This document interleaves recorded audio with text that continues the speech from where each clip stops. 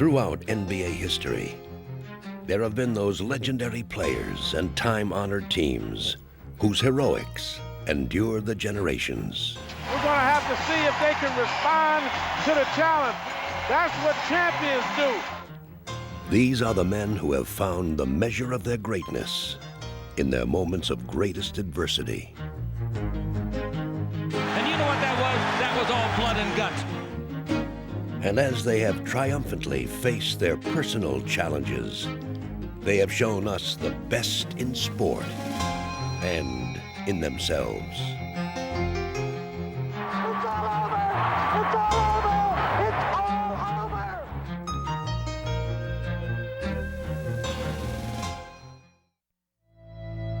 When the New York Knicks began the 1984 season, there was no hint of the adversity that was to come. Their hopes were high, and they rested with their superstar, Bernard King. You know, I was named captain that year. That was really something. It really is. You know, I cried about that because here was a young kid that grew up in Brooklyn, New York. You know, he made it to play for the New York Knickerbockers. Now here he's named captain of the ball club. And that meant I had to take on added responsibility. It was a challenge that he would respond to with a vengeance. Bernard King! You're talking about take charge. He did very, very few things with pizzazz, with fanciness, with a lot of splash. He was like a swooping bird on the fast break. He had that incredible capacity to end the break with a quick dunk, and you would blink because you didn't even see it happen. His release on his post-up were one of the quickest releases ever in the history of the NBA. His spin moves, he had such a repertoire. To me, Bernard King was the most exciting, explosive weapon in the history of the Knicks. He was a guy that took up on the leadership during that time. He took all the pressure and put it on himself, and he carried the basketball team. King would carry the Knicks confidently into the postseason. I was hungry to win a title, you know, as every player is hungry to win. And so when we went into the playoffs, you know, I felt that I was going to have to take a greater deal of responsibility and load on my shoulders. And against the favored Pistons, he would do just that. Draws the foul, yes, and it counts. Beautiful move by Bernard, and Bernard is off to an excellent start. Bernard King once again, and he has now scored the Knicks' last 9 points. Again for King, and he beats Trapuka, yes, and it counts. Bernard King has established a new NBA record, 23 consecutive points. With a determined Bernard King averaging over 40 points a game, the Knicks fought their way to a 2-all series tie. But in the decisive 5th game, they would see their superstar stricken and their chances suddenly in doubt. It was at least 120 in there that evening. We had an added problem because Bernard King had the flu. He did not work out in the shoot-around. The flu was sapping his body. He had a splint on the middle finger of the one hand and a splint on the middle finger of the other hand, playing with 2 dislocations. Only the great can tunnel vision and focus and block out pain. And that's what Bernard King did. King, yes, and it counts. On this night, neither sickness, injury, nor the Pistons would stop King. I was at the point I was beside myself. I would say we tried at least 3 or 4 people, and in many instances doubling people, but it really didn't make any difference because he was going to get his no matter what. Has he missed the shot? I don't think so. Here's King over Jordan.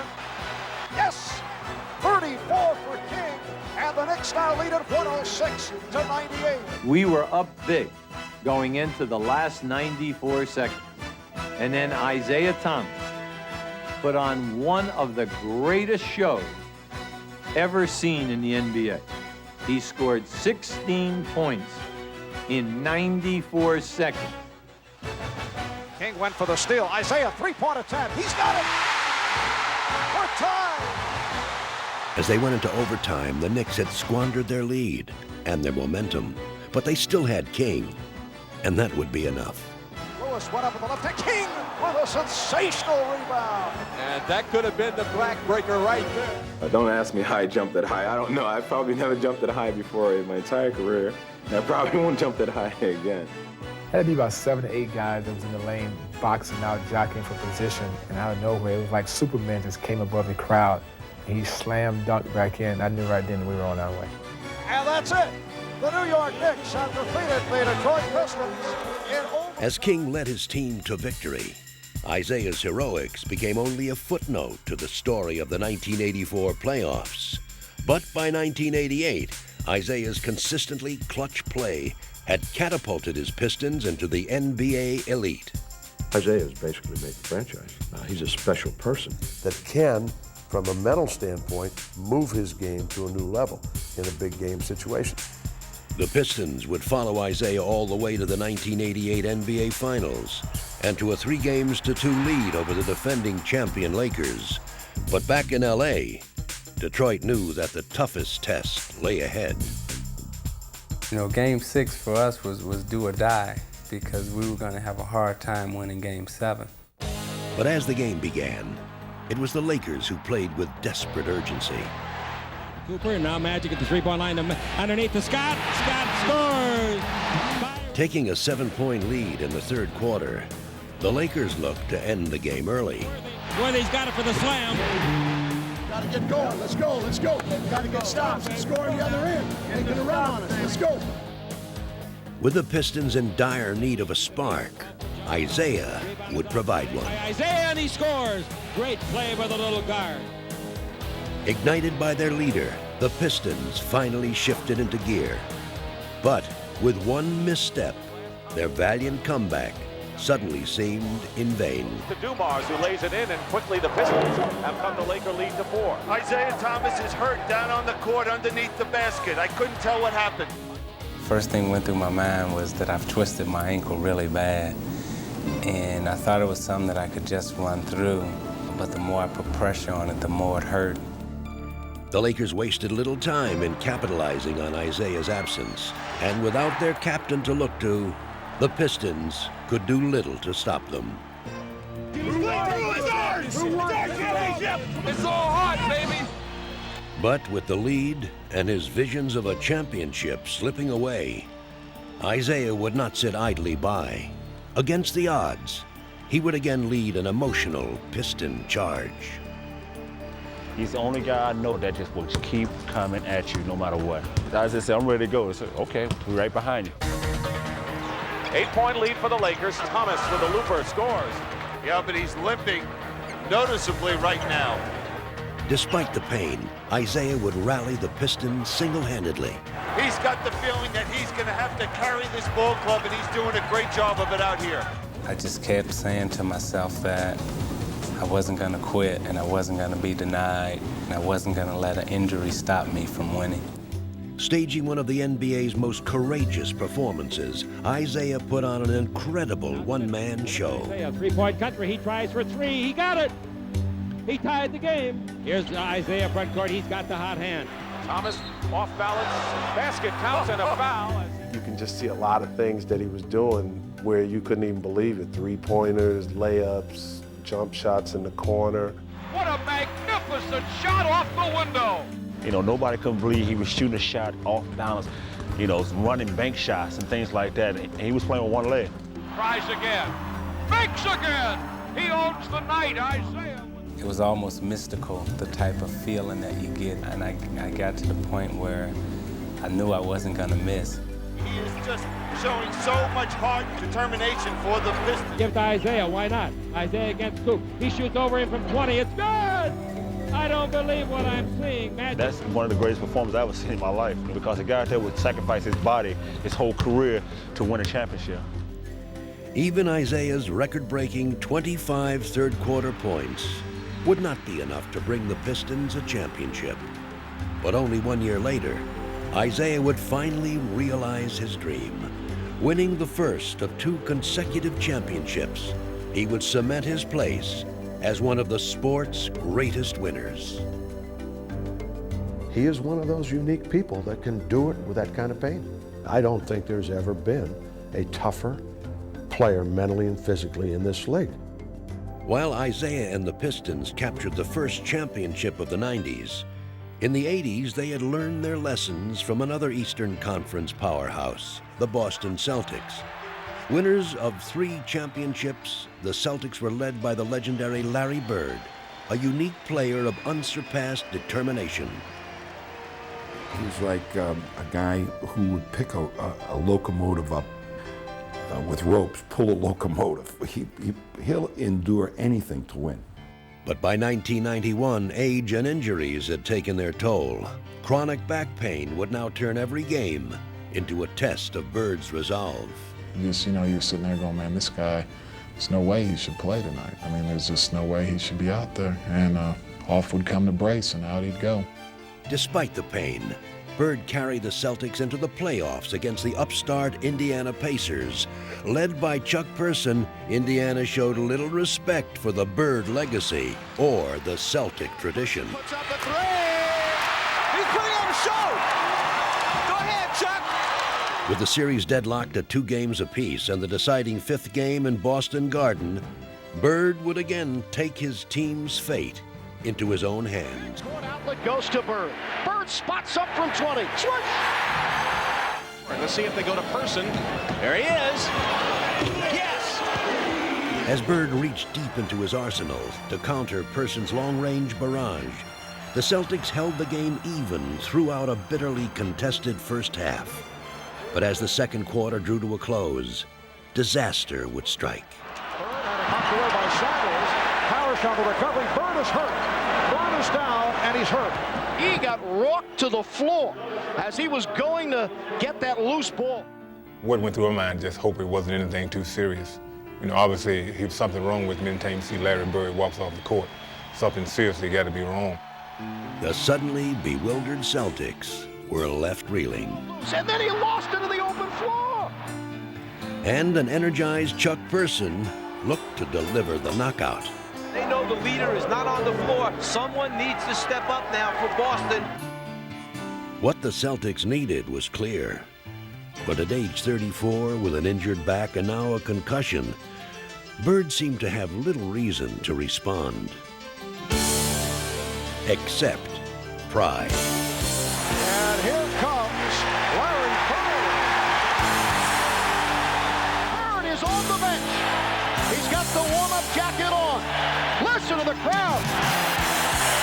Some guys will dislocate a finger and go ahead and play with it. Some guys can dislocate a finger and be out 6 weeks. But to me, I didn't want some little injury messing up my whole season. Reggie Miller shot rebounded by Bird, who rips it down the hole. And he is back in the ball game.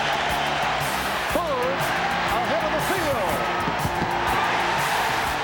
In his dramatic return, Bird gave the Celtics new life and added another chapter to his legend. Now he'll take it on net. Wow. No, but Larry Bird is answering the challenge put forth to him, and he's letting it all hang out today. We all jumped on his weak back, and he took us home. Bird with the step on Shref. Yes! Most players wouldn't even been able to play. And I think it says a lot about the person, to will himself on the court. Bird has to hurry. 5 on the shot clock. The turnaround. Rainbow is on net, and he's going to the line. You say to yourself, how many times does he drive that spike through your heart with shots like this? But certainly this, out of the pages of Willis Reed. Eclipsing even the Celtics' triumph, Bird's stirring performance touched all those who were privileged to witness it. I already had a lot of respect for Larry Bird, but the way he played today, it's just like the stuff you tell your kids about. And I told him at the end of the game, I've never seen anything like that. Truly amazing. And, it's courageous and all those other things. And he's the leader. He is the leader of the Celtics, and he will be until he retires. His retirement would come only a year later, but his jersey would provide a fitting addition to the rafters that hold more championship banners than any other. It is here in Boston Garden that the sport's greatest dynasty was born. Beginning in 1957, the Celtics won 11 championships in 13 years, and in assembling these historic teams, Red Auerbach compiled an awesome roster of all-stars. But the franchise's centerpiece was its spiritual leader, Bill Russell. I think Russell was the foxiest, smartest, meanest player psychologically that ever played the game. Whatever it took to win, Russell would do. The guy comes in and you block the shot. And then you go down and you get an easy layup. These things make statements. And then you might look at him and smile and say, yes, we did that to you. Year after year, the Celtics would do it to every opponent who dared get in their path. Whether it was Cousy dribbling out the clock in 1962, And there they go. They've won it again. or John Havlicek stealing the ball in 1965. Havlicek steals it. Over the stand goes. It's all over. It's all over. The Celtics always seemed to find a way to win. Guys like Sam and Havlicek, Heinsohn, Cousy, Casey, these guys wanted to win every game, every year. We didn't have to find something external to want to win. It came from within our team. By 1966, this philosophy had translated into 9 championships. It's it. It's all over. Havlicek got the pass and he gets mobbed. It's all over. But by 1967, it seemed as if the Celtics' time to celebrate finally was over. Red Auerbach would retire as coach, leaving player coach Bill Russell the daunting task of rallying an injured and aging team. And as Wilt Chamberlain's Philadelphia 76ers eliminated Boston and claimed their title, it seemed as if the Celtic dynasty had finally fallen. The thing that I'll remember most is being in Convention Hall. We lost the series, I think, 4-1. And when they knew they had it in the bag, the fans started chanting, "The Celtics are dead, the Celtics are dead, the Celtics are finally dead."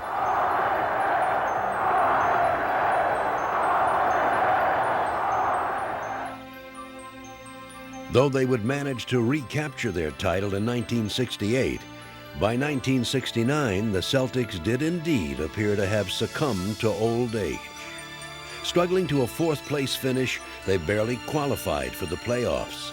But as Bill Russell prepared for his final postseason run, the Celtics sounded one last call to arms. That was a frustrating year because everyone really figured that the Celtics were finally starting to crumble and we were not even going to be a factor. But once the playoffs started, the whole atmosphere around here changed because we knew that this was the time of year that more or less belonged to the Celtics. Playing with fierce pride, the Celtics outfought the more talented Philadelphia 76ers and outfoxed the younger New York Knicks to again earn a berth in the finals. But with nemesis Wilt Chamberlain, now teamed up with Elgin Baylor and Jerry West, the Celtics faced a Laker team that boasted the top 3 scorers in playoff history. I thought we had the best team. I mean, we felt invincible. I suppose it would be like a heavyweight champion who is 23 years old and knocks everybody out in the 1st or 3rd round. No one can beat us. Taking a 2-0 series lead, the Lakers seemed firmly in control of the series. And even though Boston managed to work some vintage Celtic heroics to tie the series at 3, their chances of winning a decisive 7th game in Los Angeles seemed remote, especially to the Lakers. And there's a piece of paper, and I pick it up, and it's this post-game program. And it goes through the whole thing about when the Lakers win the championship, the USC band will come out and play Happy Days Are Here Again, and the 10,000 balloons will come out, and then there's like 10 cases or 20 cases of champagne will be up in the Forum Club for the celebration. I said, guys, that champagne's gonna be really old by the time it's gonna really be old by the time they drink that to celebrate. The Lakers had badly underestimated the Celtics' resolve. Though clearly undermanned, Boston would match the Laker talent with determination and pride.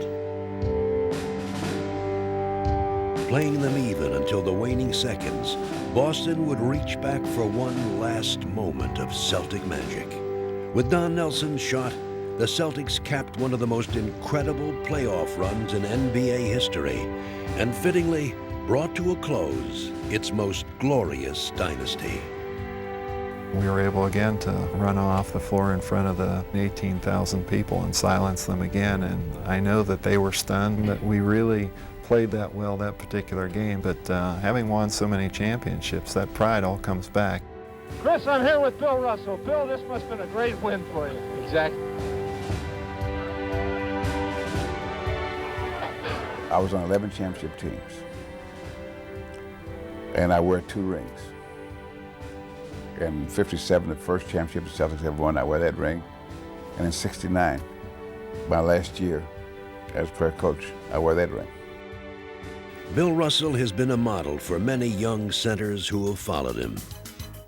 And today, the player who seems to echo his spirit most clearly is Alonzo Mourning. I respect Bill Russell a great deal because of the things that he's accomplished. You know, it's unbelievable to think that somebody could win 11 NBA titles. I mean, he has more rings than he does fingers. Like Russell, Alonzo competes with a fierce intensity. And though he has a long way to go to match his idol's accomplishments, from the beginning, the comparisons have been clear. Rechecked it again by Mourning. Did you see that play? It's not too often you find a rookie or some guy who's coming in the league with that type of competitiveness and just really that desire to want to win ball games. Blocked by Mourning again. 5 rejections by Mourning. Mourning! What a follow. I know my talents. I never doubted myself. That's the confidence level that I have. Though only a rookie, he would help lead the Hornets into the playoffs for the first time where, ironically, he would face Russell's old team, the Celtics. Alonzo amongst 4. Celtics stuffs it. Wow, what a play by Mourning. Boston had that tradition behind them, you know, but we were a young, hungry, up-and-coming ball club, you know, and I knew that, you know, we had the talent level to play against anybody, and that included the Boston Celtics. Here comes Mourning down the lane, the basket count. You hear people talk about the changing of the guard. There's Parrish, there's Alonzo. This is the changing of the centers, folks. With Alonzo leading the way, the Hornets would grab a 2-1 series lead. But trailing by a point with seconds to go in Game 4, they faced the daunting prospect of a decisive 5th game in Boston Garden and a gut-wrenching test of their precocious rookie's confidence. Come on, gang, we're gonna win this game. We're gonna win the game. You gotta believe you're gonna win it. Let's go, baby, we can do it. Come on, Joe. Let's go, baby. This is for the win and the series. Mourning for the win. Alonzo, he wants to take big shots. He wants the moment that comes to him, and for a rookie, you can't ask for anything better than that. Alonzo Mourning ends it. And I just threw my hands in the air because you think of all the long, lonely hours in the gym, all the years and the things you had to go through, and then you sum it all up and you just live for that one moment. For most NBA first-round picks, draft day brings visions of glory and a hero's welcome. But hailing from an obscure Midwestern college, Dan Marley received a different kind of greeting. The Phoenix Suns select Dan Marley of Central Michigan University. We are very happy to select Dan Marley. I cannot help how you feel. All I can tell you is this: we couldn't be happier, and I think you people will be sorry that you ever booed this young man. The fans were booing me there, and my reaction was I've always had to prove to people that I belong, and I had to prove I could make it in the NBA. As he suffered a difficult pro adjustment, however, the only thing Marley seemed to prove was that the fans were right. To Marley, to the basket, blocked by Vlade Divac. But despite the doubts of others, Marley never stopped believing in himself. So I've always been a guy who maybe doesn't have as much talent as everybody else. I've had to make sure that I worked harder than anybody else and just do what it takes to win. It would not be long before Marley's hard work began to show results. To Marley, to the basket, stripped away Marley. Marley. Marley rebound. Marley tip in. That was an Even die-hard skeptics were quickly converted to Marley fans as he richly rewarded the faith of those who chose him. Stolen by Marley.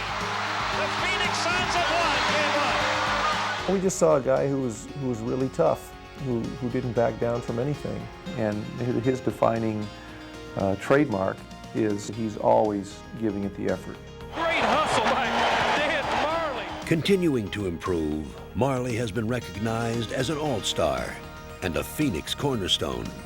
Dan Marley's unbelievably important to our success. When you have enough players that compete like he does, the shooting percentages, assists, all that stuff pretty much goes out the window. You don't measure a man by stats, you measure him by grit. To Marley, can he hit another?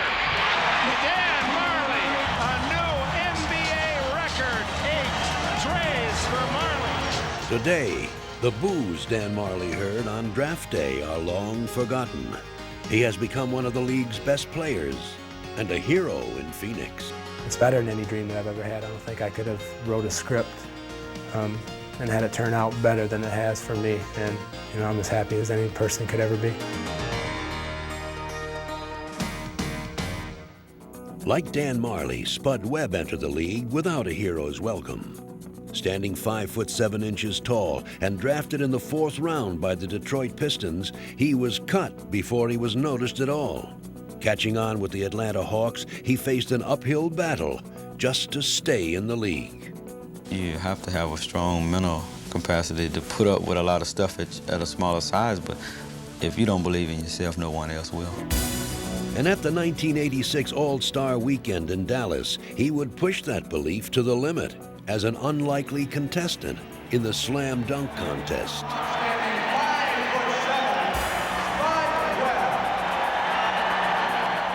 Taking center stage before the game's premier players, he would face off against the league's highest flyers. So this is Dominique, the reigning champion. Stansberry going to be tough to beat that one. This is the man. And there's the flare. Now that was power and flare. Again, here's a guy. Though his taller competitors all seemed better equipped to impress the judges, Spud was undaunted. I didn't know what dunk I was going to do or what I was going to try. I said, well, I've been doing these dunks for 5, 6 years, so why not do the same one? And now, Spud's first attempt. Oh, my! 5'7", Spud Webb. Oh, clutch two-hander. See what Spud comes up with. Oh, yes. Hey, what I tell you? Spud's unexpected brilliance electrified the crowd and captured the imagination of all those who watched him. I mean, he gets so high off the ground, it's like he's going up forever. And now his once confident opponents scrambled to keep up with him. That takes care of Gerald Wilkins, the ruling. But in the finals, he would face his teammate and defending champion Dominique Wilkins in what seemed to be an obvious mismatch. Oh, mercy. But again, Spud would rise to the occasion. A 360 for Spud Webb. Damn, I gotta go out with something more nasty than that. Dominique. That's got to be a 50 by. He took off the... Whoa! The best of the day in my view. Take that, little guy. Dunk after spectacular dunk, Spud would somehow match his superstar teammate. And Spud Webb comes through in the clutch. A 50 for Spud Webb, and a deserved mark for sure. And unexpectedly, it would be Dominique who would falter first. And the judges have awarded Dominique Wilkins a 45. That's incredible. Now, alone on center stage, Spud would add a spectacular ending to one of sport's most unlikely Cinderella stories. Little fella, you get done, I'm leaving. High toss and lob and reverse jam. Yes, come on now, come on. Oh my, that's the cherry on the sundae. Our new slam dunk champion was an incredible upset. Spud Webb. As a team, the Chicago Bulls did not suffer from a lack of size. The obstacle that they faced in their quest for a title came in the form of the Detroit Pistons. And for 3 consecutive seasons, the Bulls suffered bitter playoff elimination at the hands of their tormentors. Here come the Pistons. Oh! Look at the block by Rodman. Bulls throw it away. And the Pistons have now a return trip ticket to the Eastern Conference Final. This is a team that we didn't like, and they were at a point where we were trying to get. So it was tough to swallow. Again, it's the dirty work. Detroit wants it more at this point. Time is beginning to run out for the Chicago Bulls. They feel like they can beat us at will. This game plays Portland for the NBA title. Michael, you're not doing it today. You ain't gonna do it today. Jordan, Robert, but the Pistons want to make Jordan pay. They do the little things to frustrate us. And the Bulls overreact. Pippen lost his cool. We were in total despair. They had done it to us again. They had beaten us. It's over. The Pistons return to the NBA Finals for the third straight time. As the Bulls readied for their fourth confrontation with the Pistons, it was clear that if their moment of destiny was ever to come, the time was now. As a unit, we knew that this year we were going to have to get by Detroit. I mean, we could make no more excuses. And from the beginning, the urgency of the Bulls' quest was clear. Dumar's on Jordan. Doesn't clear out. Nice. Jordan putting the move on Dumar. The Bulls on fire. And the Bulls executing beautifully now. Aguirre stopped by Purdue. Armstrong for Hodges. Yes. Convincingly taking Game 1, the Bulls sent a message not only to the Pistons, but also to themselves. I think after that first game, I think guys were looking at each other like, hey, we can beat these guys. As Game 2 began, the Bulls dug in and braced for the expected Piston charge.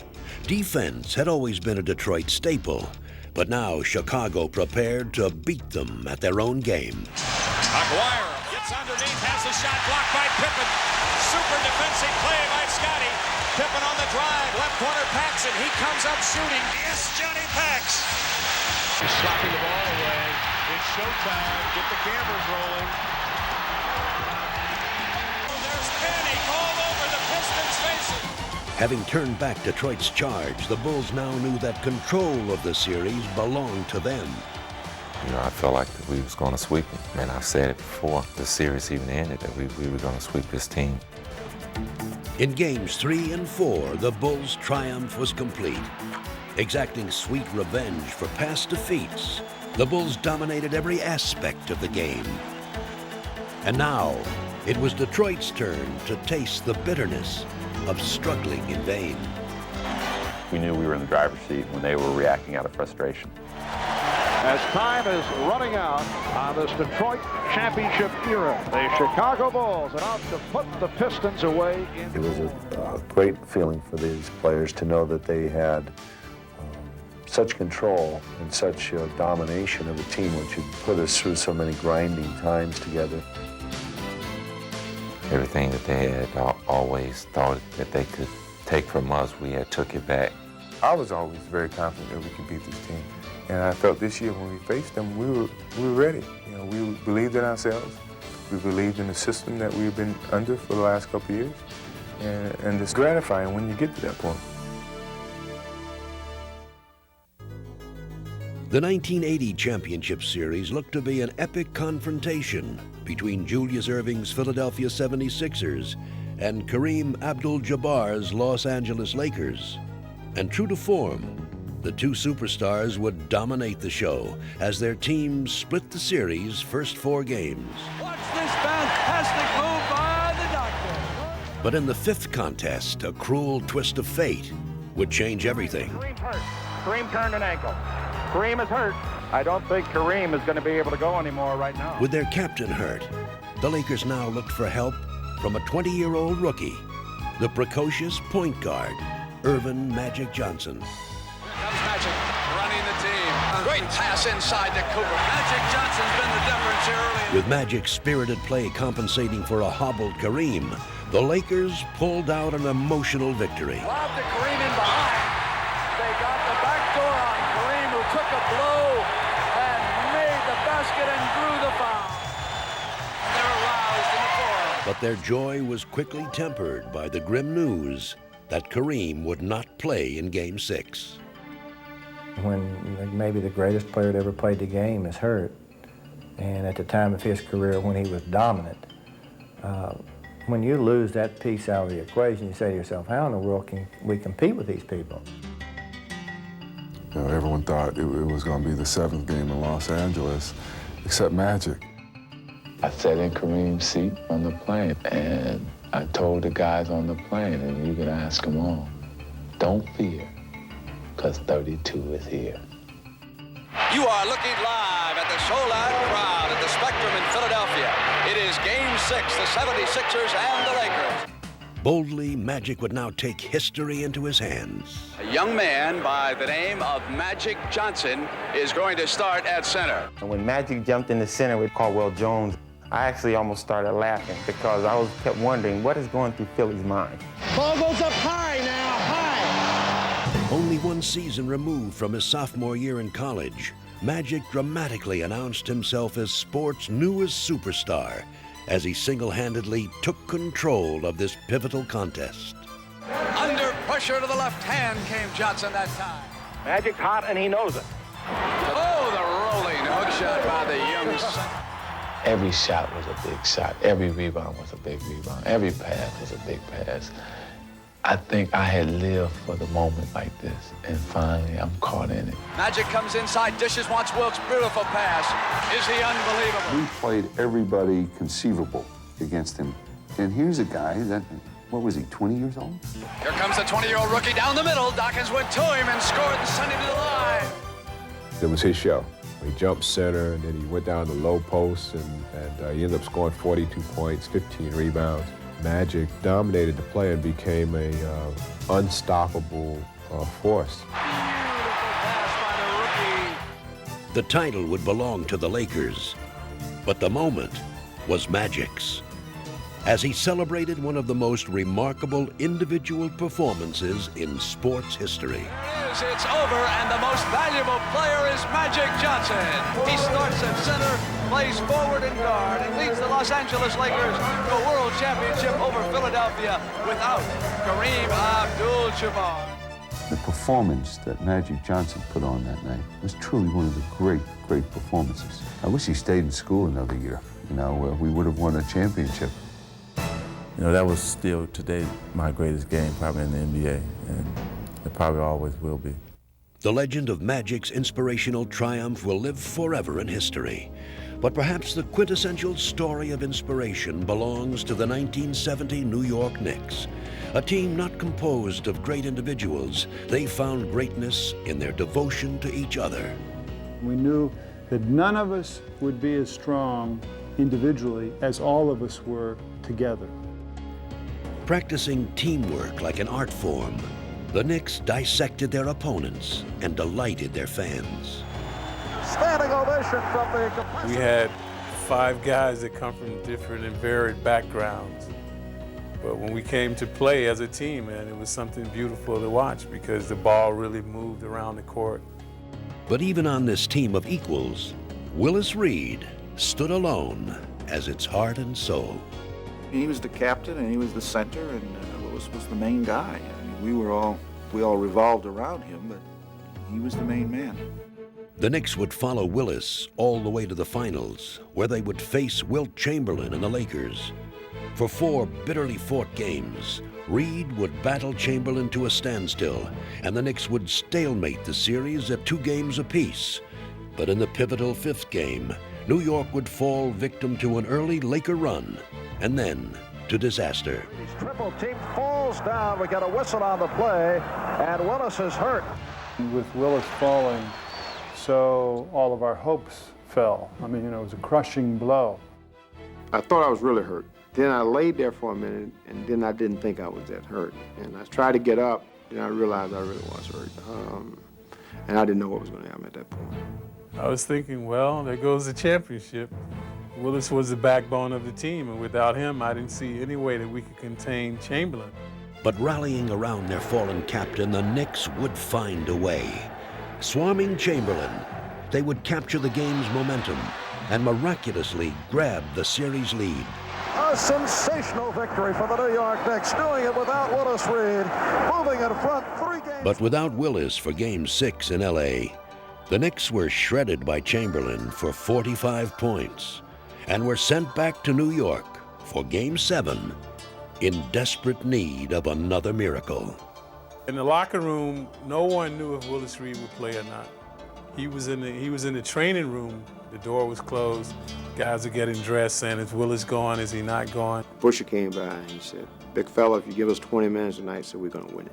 He said, that's all we need from him. He said, we're going to win this game tonight. When the team left the locker room, nobody knew if Willis was going to come out. The big question is, will Willis Reed play tonight? There is tremendous doubt right now. I always remember one thing, that eventually, somewhere during my lifetime, that I will not be a basketball player 20 years down the road, 25 years down the road. I would have to I'd be sitting somewhere in some lake fishing, and I would have to say to myself, boy, you know, I wished I had played that night. I wasn't gonna let that happen, because that was my moment. Here comes Willis, and the crowd is going wild.